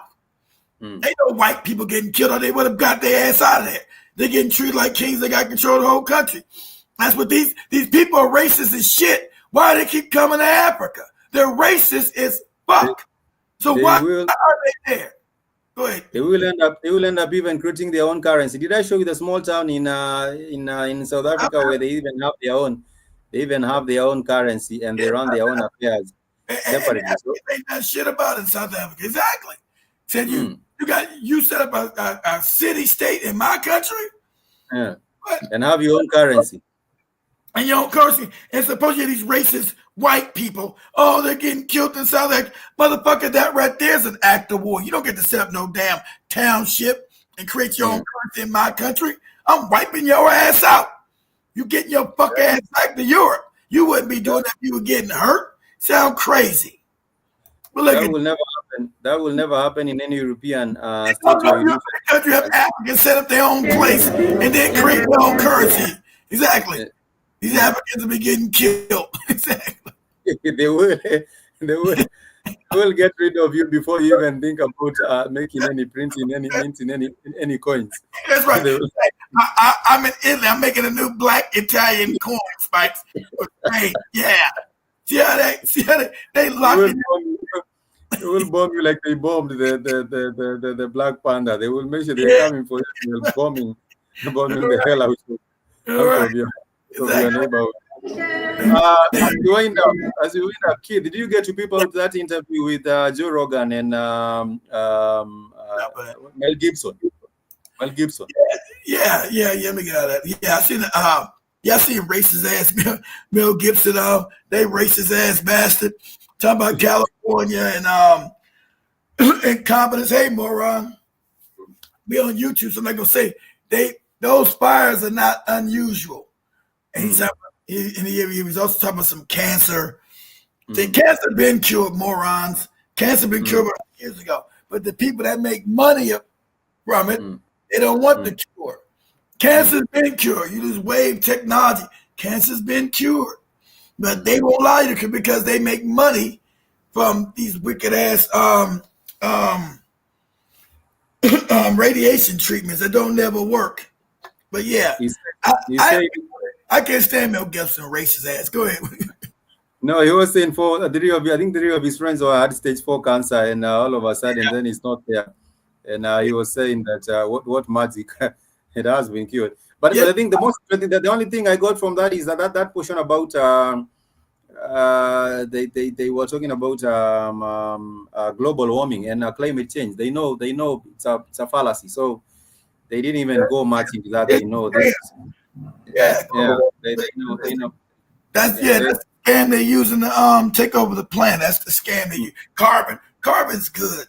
That's why they want to vaccinate the shit in Kenya and all this GMO shit. It's all a lie. So I've already fallen for the trap because in Kenya, if you go to Kenya and other African countries, you're being told to get green cars. Not green cars. These electric cars. Move away from carbon and other things. They know themselves industrialized. Well, you see what the electric cars did for the people in California. They all didn't work, and they all almost got killed. And all the cars just sit in the street, and they bulldoze them into the dirt to get out the way so they can fight the fire. Because none of them charging stations work, Spikes. They were all fucked up and all messed up, just like in Florida when the hurricanes hit. Their damn cars didn't work. I told people don't buy that bullshit. Them damn cars are worthless. They don't work when they have a fire. They don't work with a hurricane. And then now up north, where it's cold, you got snowstorms. They don't work in the snow. But goddamn, when did the fuck did it ever work? You got people sitting there, and you're gonna. I'll show you later. I ain't going to wrap it up. This video, all those people crying. They freezing up in the north because it's bad snowstorms are happening right now. Spike. They said, "Shit, I've been freezing. I've been trying to power up this Tesla for 5 hours, and they ain't doing shit." Yeah, freeze to death, moron. They should have known that was coming, but anyhow, Africans are falling. They said they've been calling Tesla. Tesla ain't gonna answer you. Go ahead. Africans are falling for the trap. You'll find people buying all sorts of electric things, the motorbikes, the cars, and then for them they know they industrialize using coal. But now Africa hasn't gotten to that level where they can use their coal because they do have a whole lot of coal reserves. But now they won't. No. Now Africa will be told you can't touch that. You cannot touch your coal. You cannot industrialize. Exactly. You have been at the bottom. Exactly. You cannot touch that. Yeah. A lot of Africans know what you just said, Spikes. They said if you want to go, I heard this African lady tell you, if you guys want to go on this suicide pact because he said a suicide pact of your fake green energy, then you do that. African, we're going to use our coal, our minerals to develop. You want to go on some suicide pact, then you do that. Stop trying to tell Africans what to do. Yeah. But already these leaders have already sold us out. They want to get into agreements. They want you to get into agreements, and you're told you're getting free carbon credits. You're getting carbon credits, and you're going to be compensated. It's like, anyway, it does whatsoever way you look at it, even if you invert it upside down, it doesn't make any sense. But anyhow, they find a way. They find a way to push the narrative, and just like the guy in South Africa say, they got us talking this green energy shit, and all our crazy. He showed he was on the YouTube. He showed all the damn coal and shit being shipped out of South Africa, getting on the bars going into Europe. He said they telling us all this green energy shit while they mining all our damn coal and sending it to Europe. They take our coal. They take our coal and tell you that it's not good for the environment. Or they go and propel their economies and industries further. That doesn't make sense. But anyhow, we are winding up, kid. We were just winding up with the Swahili class. We shall continue tomorrow. Same time. Yeah. And also, I do hope. And I pay you on Monday, Spikes, when you get for your 2 class. So I make you pay that Monday. Guys, so Spikes will be on every weekend. Teach you guys Swahili on BitChute. I see most everybody's on BitChute and Rumble. So yeah. So get to learn. My damn voice is gone. Shit. But go ahead, Spikes, you got. Yeah, I do hope that everyone is able to also catch up and find us on here. We do hope that this particular year we shall get back on our track again. Get to learn Swahili, because that is the language of the future, and that is the language that is going to connect us. Nonetheless, I want to wish everyone a happy and productive night right here in Africa, Nairobi. For those who are just getting started out with their day or their afternoon, also have an enjoyable rest of the day.